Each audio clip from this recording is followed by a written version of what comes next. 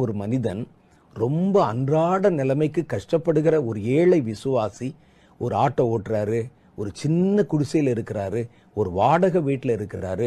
அவருடைய சம்பாத்தியம் கைக்கும் வாய்க்கும் தான் போதுமானதாக இருக்கிறது. ஆனா கர்த்தருக்குள்ள விசுவாசத்துல பலமா இருக்கிறாரு. வீட்டில் அவங்க கூடி ஜெபம் பண்றாங்க. இவர் என்ன நினைச்சிருவாருன்னா, நம்ம இவ்வளவு செய்தும் நாம் சாபத்தில் இருக்கிறோமோ என்று நினைத்து விடுவார். அவர் சாபத்தில் இல்லை. ஐஸ்வர்யத்தில் இருக்கிறவங்க ஆசீர்வாதத்தில் இல்லை. ஆசீர்வாதத்தை பணமோ வறுமையோ தீர்மானிப்பதில்லை.